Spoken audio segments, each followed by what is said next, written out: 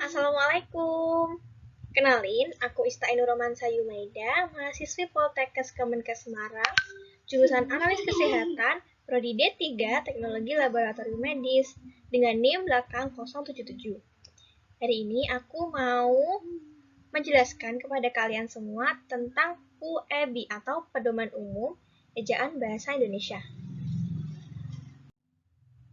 Pedoman EYD adalah pedoman ejaan bahasa Indonesia yang sudah berlaku sejak tahun 1972.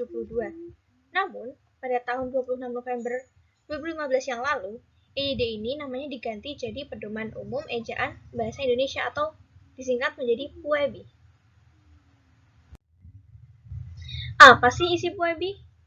Pertama, ada pemakaian huruf. Yang kedua, ada penulisan kata. Yang ketiga, ada pemakaian tanda baca. Pemakaian huruf terdiri dari huruf abjad, huruf vokal, huruf konsonan, huruf diftong, gabungan huruf konsonan, huruf kapital, huruf miring, dan huruf tebal. Huruf abjad. Dalam PUEB terdapat 26 huruf yaitu A, B, C, D, E, F, G, dan seterusnya. Kedua, huruf vokal. Huruf yang bisa dibunyikan dan terdiri dari 5 huruf, yaitu A, I, U, dan O. Yang ketiga, huruf konsonan. Huruf konsonan ini lawan dari huruf vokal. Ya, huruf yang tidak bisa dibunyikan atau huruf mati. Ada 21 huruf konsonan selain A, I, U, E, dan O. Seperti B, C, D, F, G, H, dan seterusnya. Ininya selain huruf vokal. Lanjut, ada gabungan huruf konsonan. Ada KH, NG, NY, dan SY. Contohnya ikhlas, kemudian nyonya, kemudian kalau NG itu mengapa, itu juga bisa. Selanjutnya, yang kelima, ada huruf diftong. Huruf yang digabungkan agar bisa menjadi bunyi atau gabungan dari huruf vokal seperti AI, AU, EI, dan OI kayak kalau. Lalu baik. Lanjut, yang keenam ada huruf kapital. Pertama, penggunaan dalam awal kalimat. Seperti dalam kata dia membaca buku, kata dia, huruf D menggunakan huruf kapital.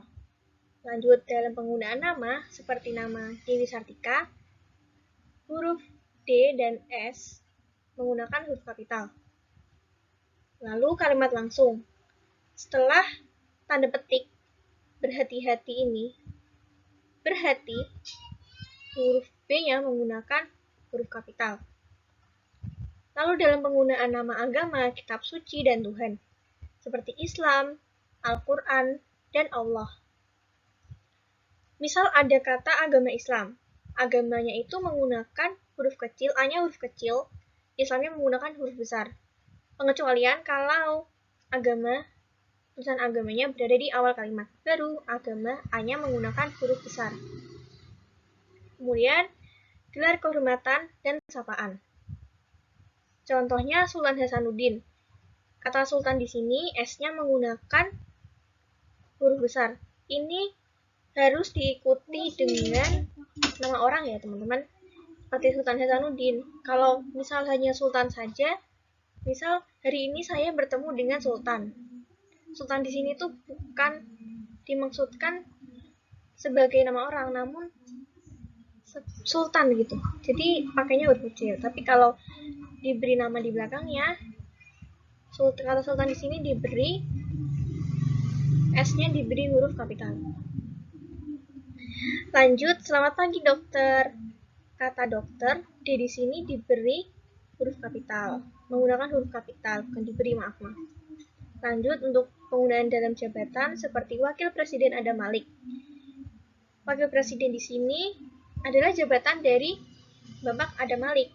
Jadi, kata wakil menggunakan W huruf kapital dan kata presiden menggunakan P huruf besar, huruf kapital. Sama halnya dengan Presiden Joko Widodo. Kemudian Gubernur Anies Baswedan, huruf G-nya menggunakan huruf kapital.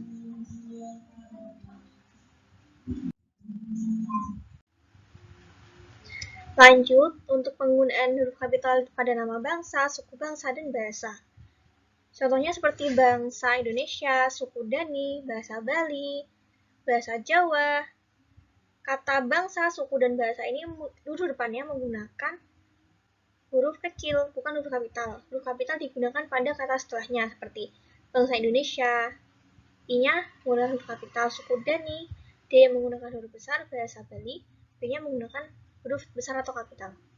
Lanjut, untuk nama tahun, bulan, hari, dan hari besar atau hari raya. Tahun Hijriyah, contohnya tahun Hijriyah. Hijriyah menggunakan huruf kapital, bulan Agustus, A menggunakan huruf kapital, dan hari Jumat, C menggunakan huruf kapital. Nama peristiwa sejarah, contohnya Proklamasi Kemerdekaan Indonesia. Lalu ada lagi Sumpah Pemuda, itu adalah peristiwa sejarah Indonesia. Jadi, sebaiknya menggunakan huruf depannya menggunakan huruf kapital. Kemudian ada nama geografi, seperti dataran tinggi Dieng, Gunung Semeru, Danau Toba, Sungai Musi. Itu huruf depan dan nama geografinya menggunakan huruf kapital. Pengecualian untuk jika kalian tidak menyebutkan nama tempatnya, misal berenang di danau, danaunya ini D-nya menggunakan huruf kecil. Jeruk Bali, Balinya ini menggunakan huruf kecil. Karena jeruk Bali kenapa pakai huruf kecil? Karena jeruk Bali ini bukanlah makanan khas dari Bali, jadi kayak cuman sekedar jeruk dari Bali gitu. Beda lagi dengan enggak. Kayak contoh lain misal gula Jawa, kunci Inggris. Itu kata Jawa, kata Inggris itu tidak pakai huruf kapital, pakai huruf kecil.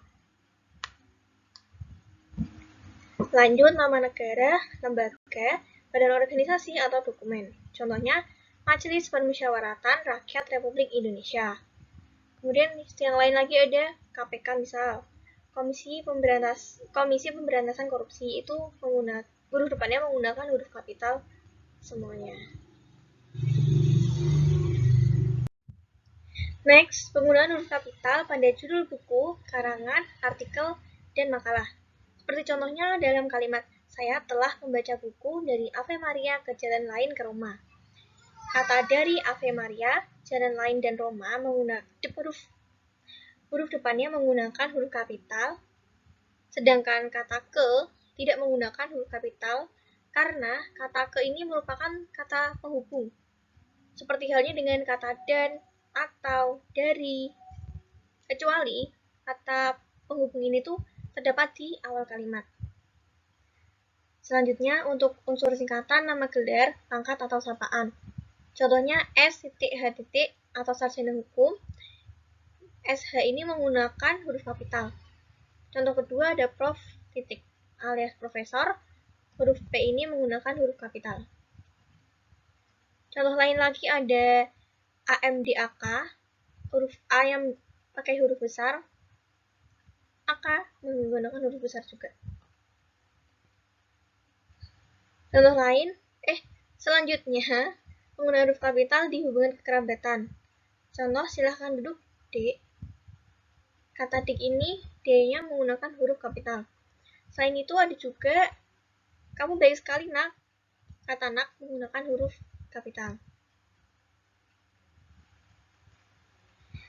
Lanjut.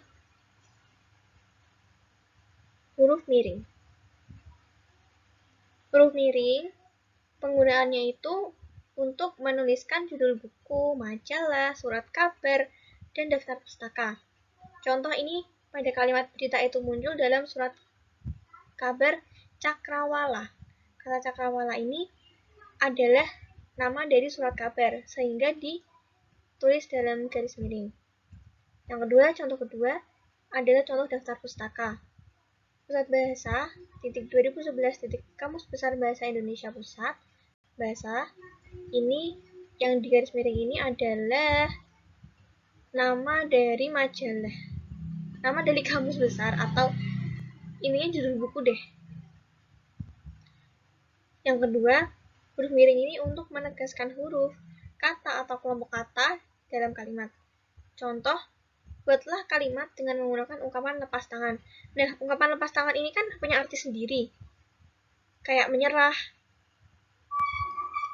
punya arti sendiri gitu. Jadi ditegaskan lagi menggunakan huruf miring.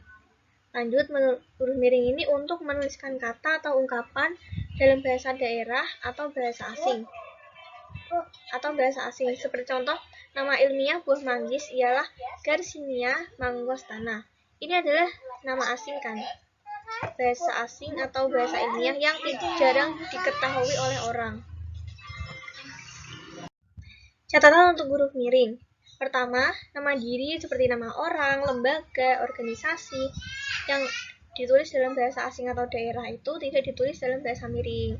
Yang kedua, dalam naskah tulisan tangan atau mesin tik yang bukan komputer, bagian akan dicetak miring ditandai dengan garis bawah.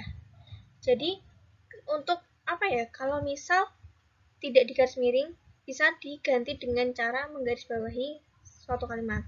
Seperti nama ilmiah itu juga bisa, selain di miring, bisa juga di garis bawah. Yang ketiga, kalimat atau teks berbahasa asing atau berbahasa daerah yang dikutip secara langsung dalam teks berbahasa Indonesia ditulis dengan huruf miring. Lanjut. Huruf tebal. Gunanya untuk menegaskan bagian tulisan yang sudah ditulis miring. Jadi itu kan tadi tulisan miring kan untuk menegaskan kalimat yang misal asing atau belum dimengerti. Seperti kata et dalam ungkapan ora et labora. Et itu yang berarti dan gitu. Lanjutnya, untuk menegaskan bagian-bagian karangan, seperti judul buku, bab atau subbab. Ini judul karangan yang 1.1 latar belakang dan masalah diberi huruf tebal. Yeay, kita masuk yang isi dari PB yang kedua, penulisan kata. Terdiri dari kata dasar, perimbuhan, bentuk ulang, gabungan kata, pemenggalan kata, kata depan, partikel, singkatan, dan akronim, angka dan bilangan, kata ganti, dan kata sandang. Yang pertama ada kata dasar. Kata dasar ini ditulis sebagai satu kesatuan. Misalnya kantor pajak penuh sesak. Ya ini tuh kata-kata biasa gitu. Kata-kata yang sering kita gunakan. Lanjut ada kata berimbuhan. Imbuhan itu ada awalan, sisipan, dan akhiran. Yang ditulis rangkai dengan bentuk dasarnya. Contohnya, kata jalan ditambahin awalan ber menjadi berjalan. Kata getar ditambah dengan sisipan me menjadi gemetar. Lanjut akhiran, kata baik ditambah dengan awalan dan akhiran menjadi perbaikan. Contoh lain, untuk akhiran, misal kata baik ditambah dengan kata lah menjadi baiklah. Yang kedua, kata perimbuhan ini bentuknya terikat ditulis rangkai dengan kata yang mengikutinya. Contoh, busana ditambah dengan adi menjadi adi busana, dan ini ditulis rangkai. Contoh kedua, infrastruktur, infra dan struktur. Lanjut ada proaktif, pro dan aktif, sama anti PKI. Yang ketiga, dari pemakaian kata ada bentuk ulang. Bentuk ulang ini suatu kata dasar yang diulang sekali lagi. Misal anak-anak, biri-biri, buku-buku, lari-lari. Bentuk ulang gabungan kata ditulis dengan mengulang unsur pertama. Ini contoh yang lain. Tadi kan contoh awalnya kayak satu kata yang diulang seperti biasa. Nah, yang ini itu bentuk ulang gabungan kata ditulis dengan mengulang unsur pertama. Seperti contohnya surat kabar menjadi surat-surat kabar. Kapal barang menjadi kapal-kapal barang. Yang ditulis, oh iya benar.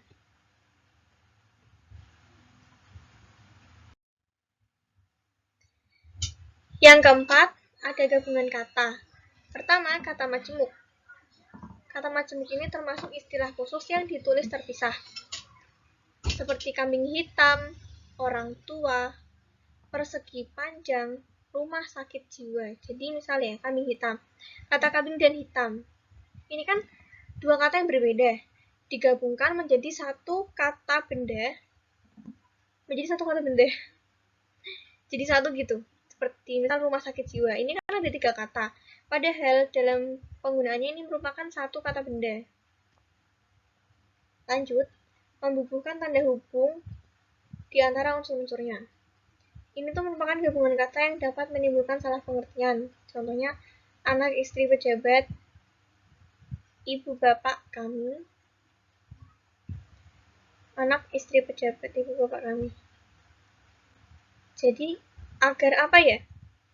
Kalau misal tidak dikasih kata hubung kan, kalian pasti ngebacanya anak istri pejabat. Ini tuh maksudnya anak istrinya pejabat atau anak dari istri pejabat.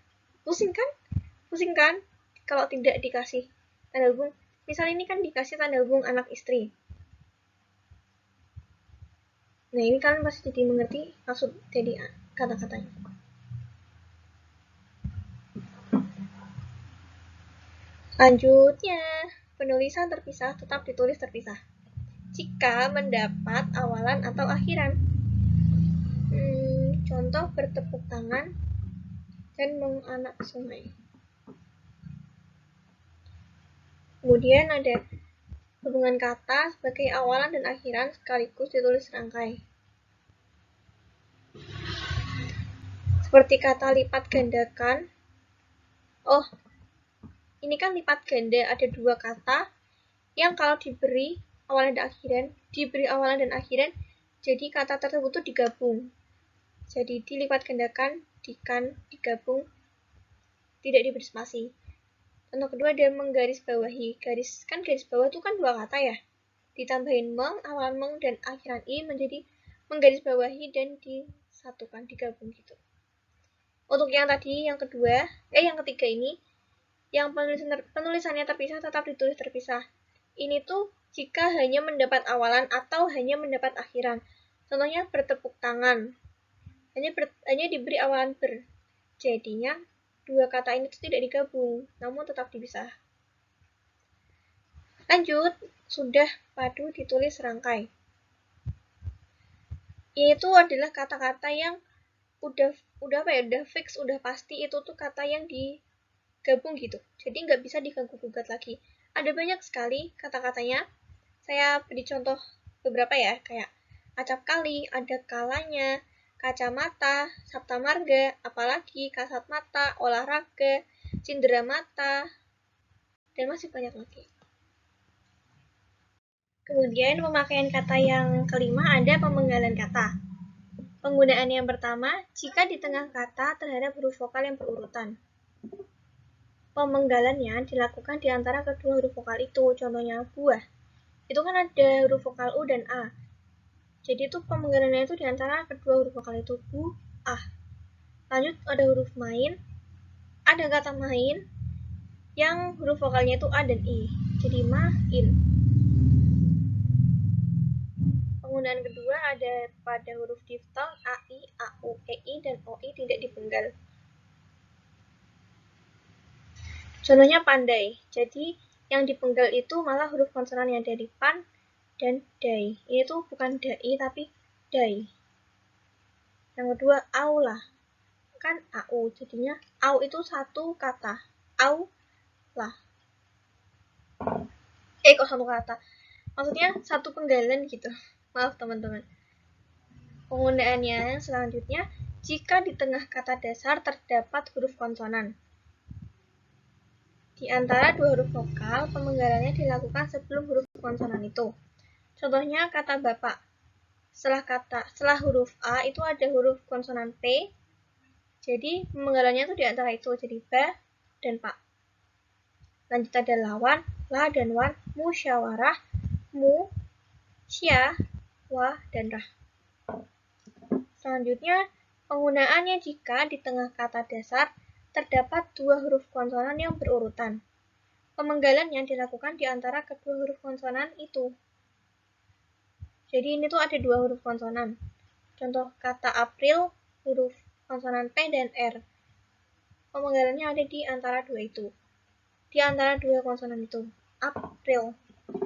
Caplok. Makhluk.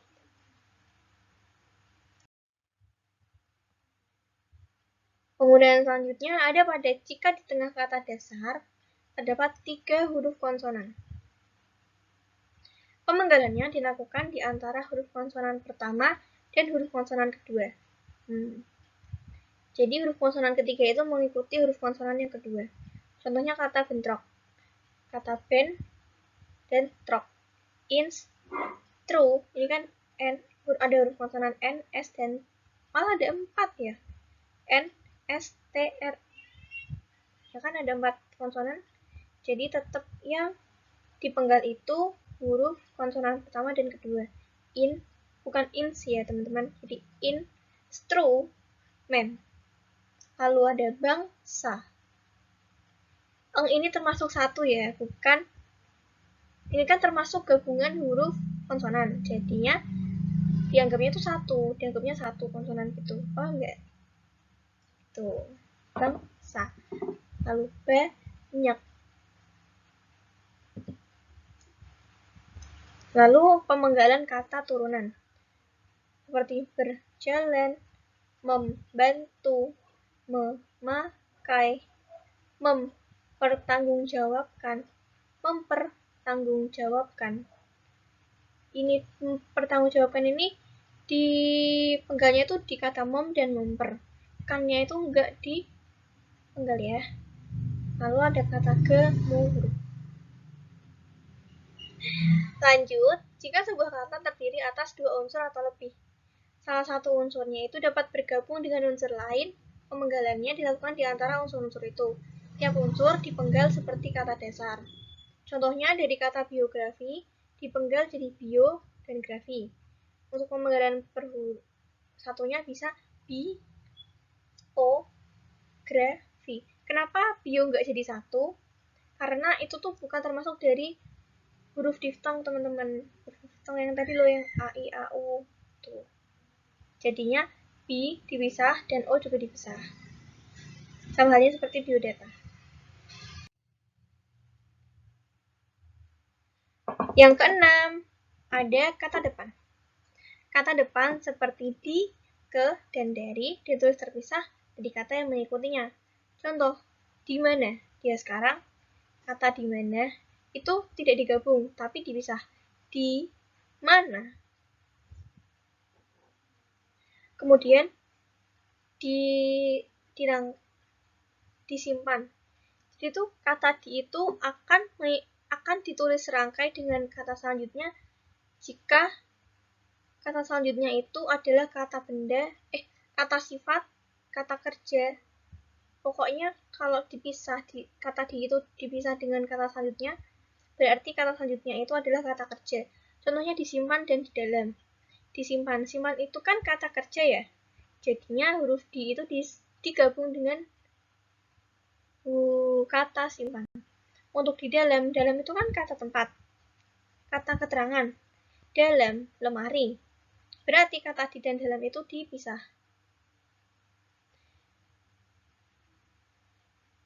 Yang ketujuh ada partikel. Pertama ada partikel lah, kah, dan tah. Ditulis serangkai dengan kata yang mendahuluinya. Contoh, bacalah. Diserangkai ya, digabung gitu katanya. Apakah, baiklah. Lanjut partikel pun. Partikel pun ini ditulis terpisah dari kata yang mendahuluinya. Seperti apapun, ini dipisah. Pengecualian untuk kata bagaimanapun, adapun.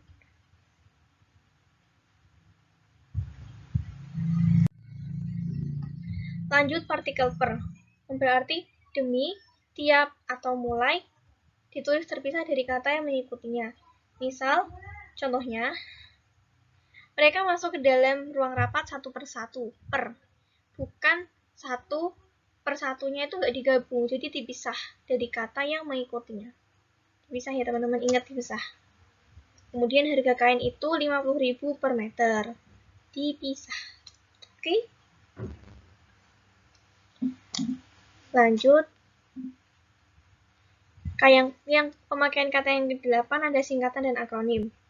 Untuk singkatan sendiri, contohnya ada ini. Singkatan sendiri itu diambil dari 2 atau 3 huruf pertama. Contohnya ini ya. AH.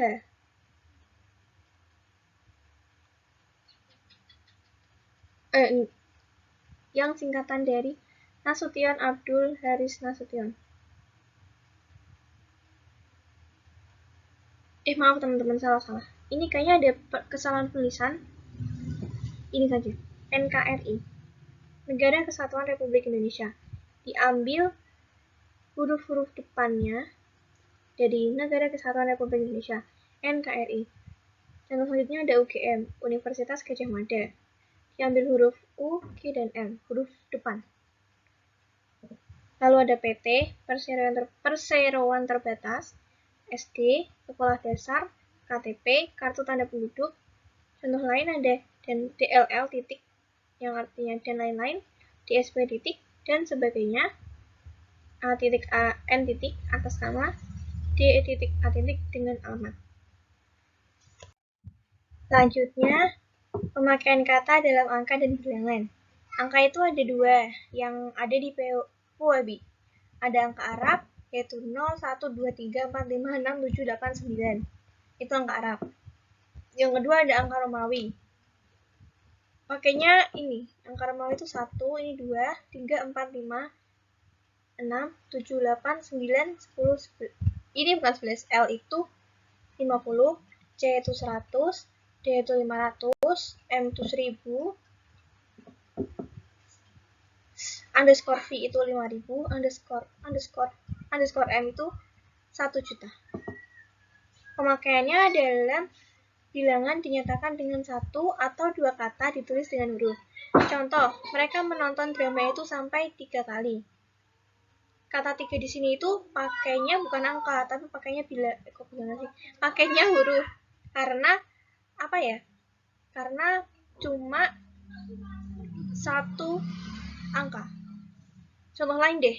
Misal contohnya 25. Coba.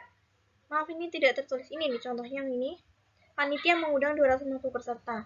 Kata 250 itu ditulis pakai angka karena angkanya itu lebih dari 20. Angkanya itu lebih dari 2. Angkanya lebih dari 2. Contoh yang pertama tadi, yang lain ada koleksi perpustakaan itu lebih dari 1 juta buku. Kata 1 juta di sini itu tidak ditulis angka 1 juta gitu ya, tapi ditulis 1 juta, huruf 1 dan juta, karena kalau ditulis angka gitu tuh pasti kepanjangan. Jadi untuk mempersingkat. Contoh lain ada di antara 72 anggota yang hadir, 52 orang setuju, 15 orang tidak setuju. Kenapa ditulisnya angka? Karena ini tuh bisa dibilang kayak berurutan gitu. Misal contoh lain nih, aku beli 2 ayam, 3 sapi, dan 4 kambing. Nah itu tuh angkanya itu ditulis pakai angka bukan pakai huruf. Itu kalau berurutan. Lanjut, bilangan pada awal kalimat ditulis dengan huruf. Contoh, 50 siswa teladan mendapat beasiswa dari pemerintah daerah. Kata 50 bakalan nggak bagus kalau ditulis pakai angka. Makanya biar enak dibaca, biar sesuai POAB itu ditulis pakai huruf 50. Kemudian, bilangan besar dapat ditulis sebagian dengan huruf. Contoh, dia mendapatkan bantuan 250 juta rupiah. Nah, nggak mungkin kan kalian menulis 250 pakai angka kayak Rp 250.00000. Tidak mungkin, karena itu terlalu banyak. Makanya kata jutanya ini tuh disingkat 250, lain tadi itu disingkat jadi juta. Sama halnya kayak contoh kedua yang perusahaan itu baru saja mendapat pinjaman 550 miliar rupiah.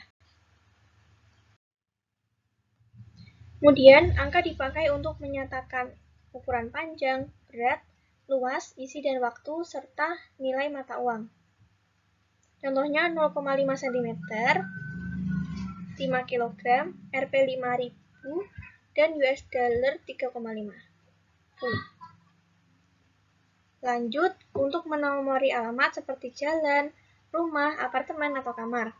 Contohnya ada Jalan Tanah Abang, pakai angka Romawi dan angka bilangan. Jalan Tanah Abang 1 atau 15 ini berarti nomor 15. Kemudian Jalan Wijaya nomor 14. Fungsi yang selanjutnya ada menomori bagian karangan atau ayat kitab suci. Contoh ada bab 10. X ini kan tadi angka Romawi ya, 10. Pasal 5 halaman 252. Contoh kedua ada surat Yasin ayat 9. Selanjutnya penulisan angka yang mendapat akhiran an. 5 lembar uang seribuan. Seribunya itu kalau ada pakai an itu angkanya itu ditulis pakai angka bukan pakai huruf. Paham kan? Contohnya lagi tahun 1950-an.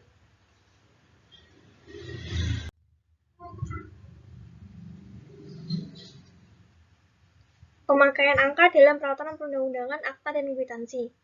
Contoh, telah diterima uang sebanyak 2.950.000 dan dituliskan apa ya namanya? Latinnya, apa sih? Ejaannya dari angka tersebut untuk pembayaran 1 unit televisi. Nah, ini tuh kenapa nggak ditulis 2.950.000 2 juta 2, kenapa nggak ditulis pakai huruf maksud saya gitu? Ya, karena ini tuh ditulis dalam peraturan perundang-undangan, akta, dan kwitansi. Jadi kata angka di sini tuh harus ditulis dengan lengkap, jelas, dan sedetail-detailnya sampai ditulis apa sih namanya? Latinnya. Lanjut, penggunaan angka dalam unsur nama geografi ditulis dengan huruf. Contoh Kelapa 2, Potonan 4, Raja 4, Simpang 5. Next, pemakaian kata dalam kata ganti. Kata ganti ku dan kau ditulis serangkai dengan kata yang mengikutinya. Contohnya rumah itu telah kujual. Lalu buku itu boleh kau baca. Sedangkan untuk kata ganti ku, mu, dan nya ditulis serangkai dengan kata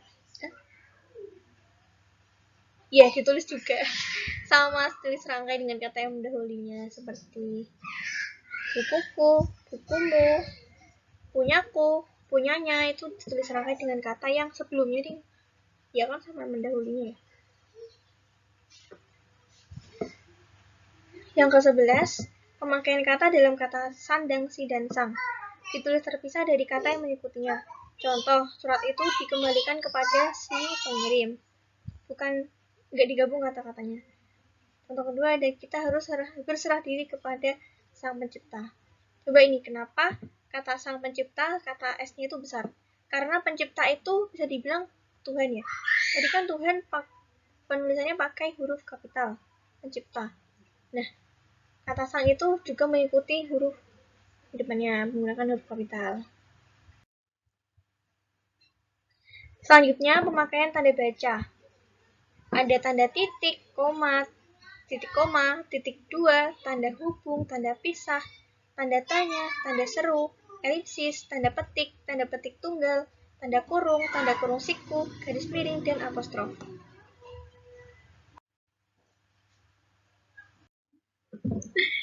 Pemakaian tanda baca, ada tanda titik kayak gitu, kayak gini. Digunakan pada akhir kalimat pernyataan. Contoh, mereka duduk di sana, titik. Ini untuk mengakhiri sebuah kalimat. Lanjut, di belakang angka atau huruf dalam suatu bagan, ikhtisar atau daftar. Contohnya ini, A titik, 1 titik, kondisi kebahasaan Indonesia. Kalian masih udah mendengar yang ini, tidak perlu dijelaskan kan? Kemudian, memisahkan angka jam, menit, dan detik. Pukul 1.35.20 atau pukul 03.50. Jadi penggunaan angka itu pakainya titik. Keempat, daftar pustaka.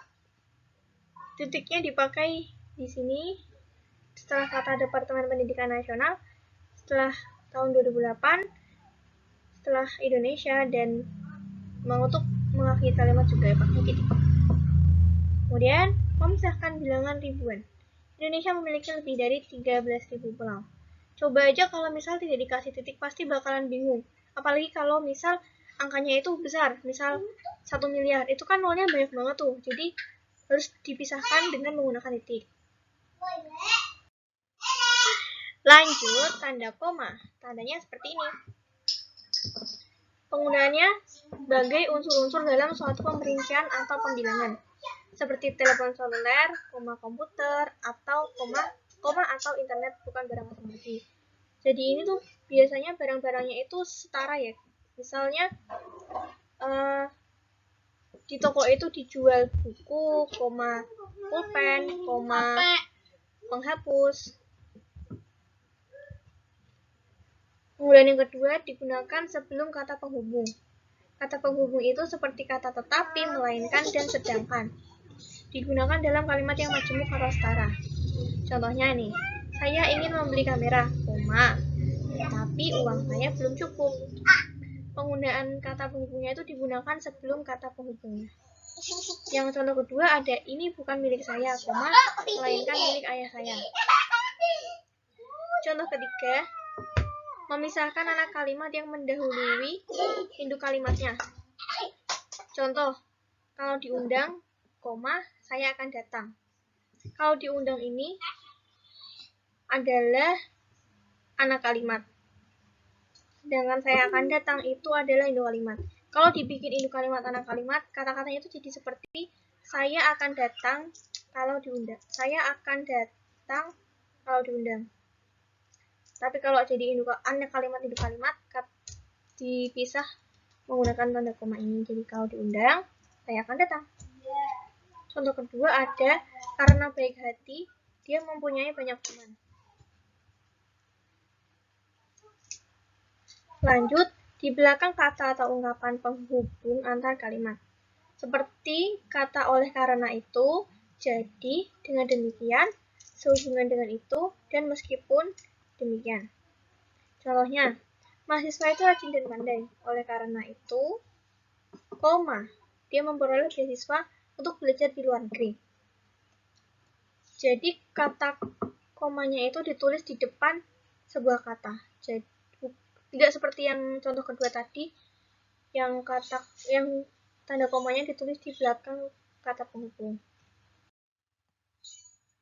Fungsi lain dari tanda koma untuk memisahkan petikan langsung dari bagian lain dan dalam kalimat. Yang kedua, di antara nama dan alamat, bagian-bagian alamat, tempat dan tanggal, serta nama tempat dan wilayah atau negeri yang ditulis berurutan. Yang ketiga, memisahkan bagian nama yang dibalik susunannya dalam daftar pustaka. Keempat, di antara nama orang dan singkatan gelar akademis yang mengikutinya. Yang kelima, sebelum angka desimal atau di antara rupiah dan sen yang dinyatakan dengan angka. Yang keenam, mengapit keterangan tambahan atau keterangan aposisi. Yang ketiga, ada tanda titik koma. Tandanya titiknya di atas, komanya di bawah. Penggunaannya sebagai pengganti kata penghubung untuk memisahkan kalimat setara. Contoh, hari sudah malam, titik koma, anak-anak masih membaca buku. Kalau dikasih kata penghubung kan jadi gini ya kata-katanya. Hari sudah malam, namun anak-anak masih membaca buku. Nah, untuk mempersingkat, misal kalian nggak mau pakai titik koma gitu, nggak mau pakai kata penghubung, kalian bisa dikasih titik koma. Kemudian penggunaannya pada akhir perincian. Pada akhir perincian seperti ini, berkewarganegaraan Indonesia. Ini tuh seperti masih berlanjut gitu. Di bawahnya masih ada, syaratnya gitu. Yang ketiga, untuk memisahkan bagian-bagian pemerincian dalam kalimat yang sudah menggunakan tanda koma. Contoh, ibu membeli buku, pensil, dan tinta, baju, celana, dan kaos, pisang, apel, dan jeruk. Jadi, kalimat yang setara tuh buku, pensil, dan tinta, itu setara. Pakai yang koma. Terus, dikasih titik koma, kayak apa ya, beda bidang lagi. Baju, celana, dan kaos itu kan beda lagi. Terus, dikasih titik koma lagi untuk tentang makanan, pisang, apel, dan jeruk. Gitu. Lanjut yang keempat, Pemakaian tanda baca titik 2. Penggunaannya pada akhir suatu pernyataan lengkap yang diikuti pemerincian atau penjelasan. Contoh, mereka memerlukan perabot rumah tangga. Titik 2, kursi, meja, dan lemari.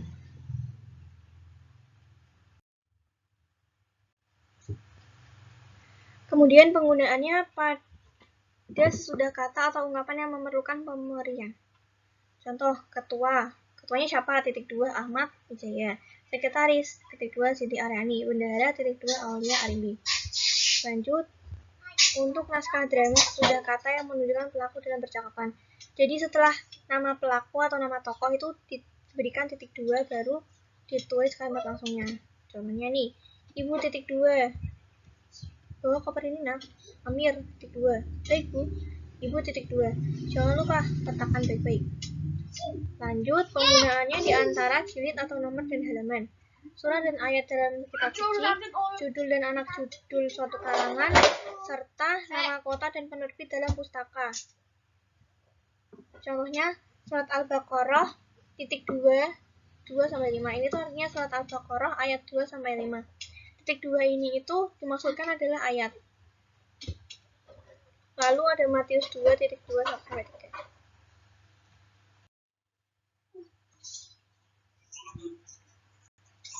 Yang kelima ada tanda hubung. Untuk menandai bagian kata yang terpenggal oleh pergantian baris. Contoh, di samping cara lama diterapkan juga ca. Ini tuh bisa dibilang penerapannya itu begini. Misal kalian menulis di satu kertas, udah mentok nih, udah mentok.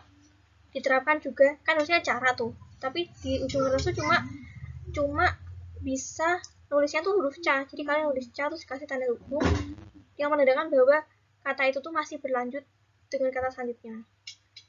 Tuh, ca, bawahnya ca strip ra baru gitu ya. Paham kan? Kemudian untuk menyambung unsur kata ulang. Ditulis di tengah kata ulangnya. Anak-anak berulang-ulang. Ketiga, menyambung tanggal, bulan, dan tahun. Seperti tanggal 11 strip bulan November, tanggal 11 strip 2013. Atau untuk mengejek panitia PANITIA.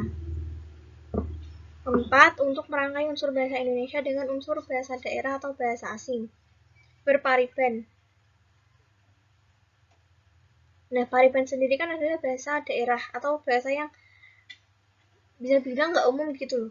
Bahasa yang mungkin orang Batak aja yang tahu. Jadi kan di garis miring dan kata bernya itu setelah kata ber dikasih tanda hubung. Sama kayak ini bahasa asing di backup.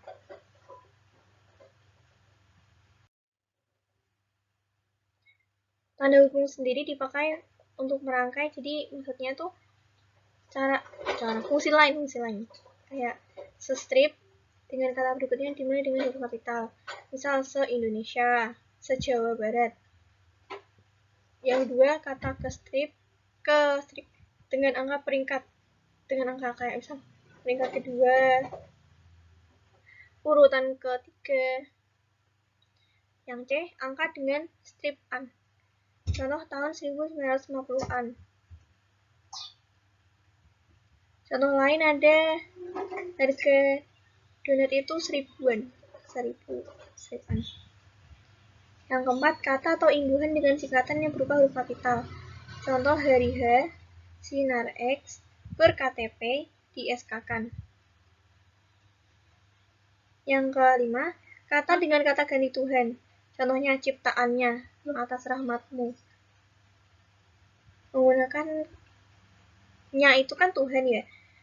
Nggak mungkin dong kalau Tuhan kalian tulisnya pakai huruf kecil, jadi hurufnya di sini N-nya itu pakai huruf kapital, sama kayak mu. Yang ke-7, yang ke-6, huruf dan angka seperti D3, S1, S2. Yang ke-7, kata ganti kumu dan nya dengan singkatan yang berupa huruf kapital. Kalau maksudnya tuh kayak misal depannya tuh kapital atau singkatan gitu, kata kumu dan nya itu dikasih strip, misal KTP-mu, SIM-nya, STNK-ku. Lanjut, pemakaian tanda baca, tanda pisah. Untuk membatasi penyisipan kata atau kalimat yang memberi penjelasan di luar bangun kalimat. Kemerdekaan bangsa itu, saya yakin akan tercapai diperjuangkan oleh bangsa itu sendiri. Lanjut, untuk menegaskan adanya keterangan aposisi atau keterangan yang lain. Soekarno-Hatta, proklamator kemerdekaan RI, diabadikan menjadi nama Bandar Udara Internasional. Yang ketiga, dipakai di antara dua bilangan, tanggal atau tempat. Yang berarti itu sampai dengan atau sampai ke. Jadi tanda pisah itu bisa juga menjadi artinya untuk sampai dengan atau sampai ke. Misal tahun 2010 tanda pisah 2013, artinya tahun 2010 sampai dengan 2013. Atau tanggal 5 tanda pisah 10 April 2013. Kemudian ada tanda tanya. Penggunaannya ada pada akhir kalimat tanya. Contohnya, siapa pencipta lagu Indonesia Raya? Nah, berbeda kan kalau misal kasih tanda tanya sama enggak dikasih tanda tanya. Contohnya dikasih tanda tanya ya. Siapa pencipta lagu Indonesia Raya? Kalau dikasih tanda tanya tuh, intonasinya tuh jadi berbeda seperti gini. Siapa pencipta lagu Indonesia Raya? Nah, lanjutnya dipakai di dalam tanda kurung untuk dipakai di dalam tanda kurung. Untuknya ini salah. Yang digunakan untuk menyatakan bagian kalimat yang disangsikan atau kurang dapat dibuktikan kebenarannya. Jadi misal dalam sebuah kalimat ada kata-kata atau kalimat yang tidak dipahami atau kurang dimengerti atau kurang benar atau kurang bisa dibuktikan kebenarannya, itu bisa dikasih tanda kurung, dikasih tanda tanya di tengah-tengahnya dan diberi tanda kurung di antaranya. Contoh, Monumen Nasional mulai dibangun pada tahun 1961.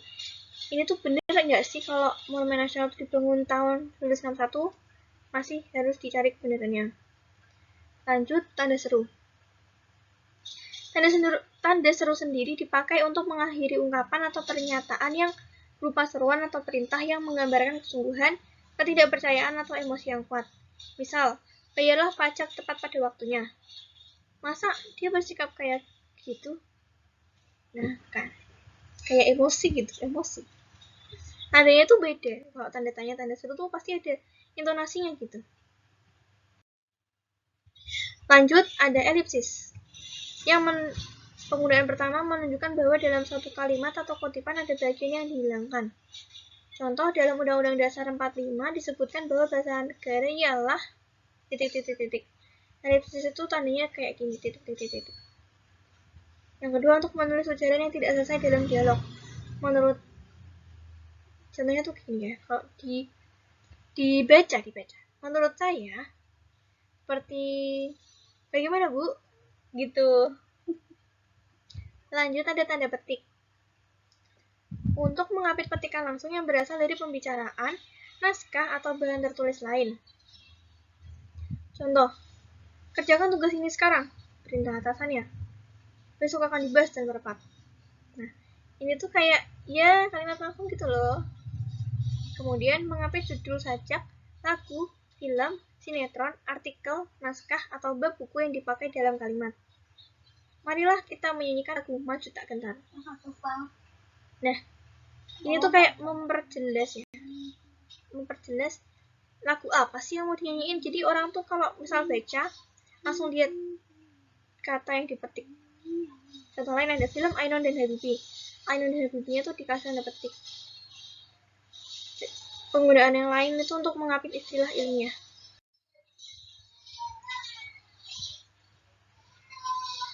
Selanjutnya ada tanda petik tunggal. Kalau tadi kan tanda petik dua, itu petiknya kan ada dua, ini tandanya ada satu.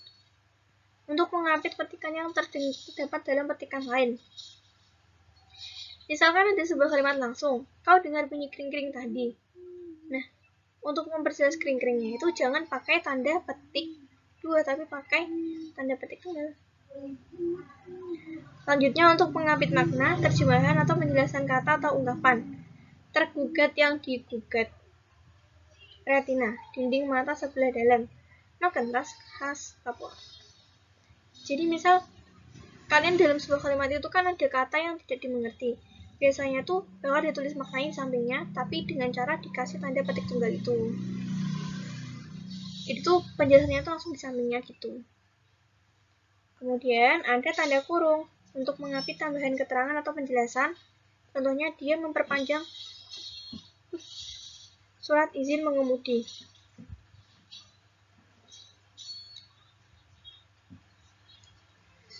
Nah, surat izin mengemudi ini untuk memberitahu bahwa biasanya kan orang kan taunya SIM. Nah, SIM itu tuh dikasih tanda kurung buat memperjelas. Contoh yang lain ada warga baru itu pemilik KTP. Disingkat memberitahu bahwa KTP-nya itu maksudnya kartu tanda penduduk. Yang kedua, mengapit keterangan atau penjelasan yang bukan bagian utama kalimat. Contoh saja teranggolan yang berjudul Ubud nomor 4.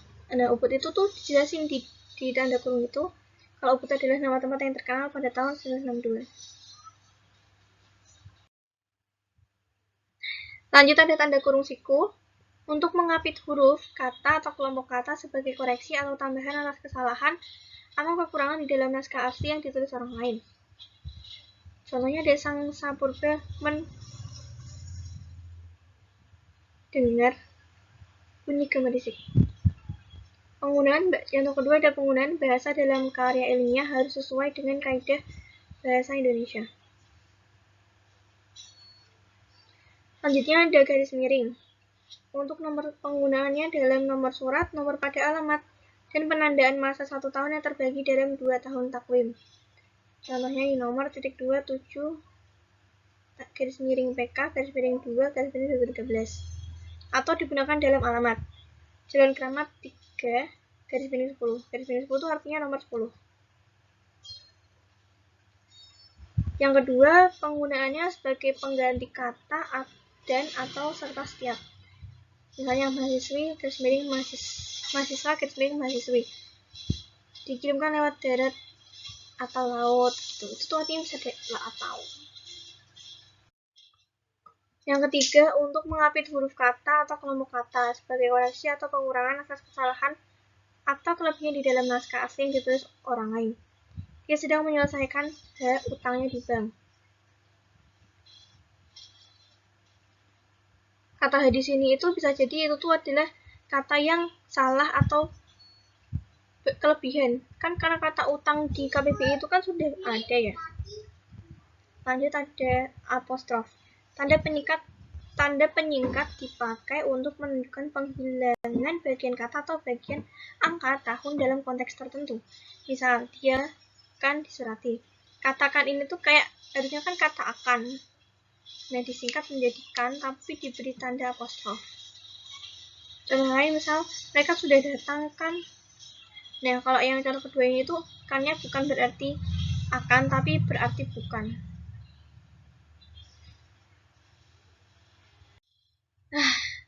Ya, udah selesai ternyata PPT-nya.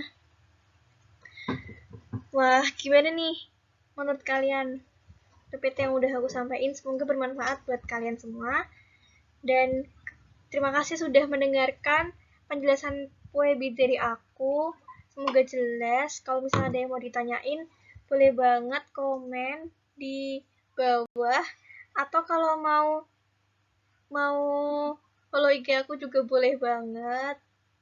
Nanti aku cantumin di description box. Makasih sudah nonton. Wassalamualaikum warahmatullahi wabarakatuh.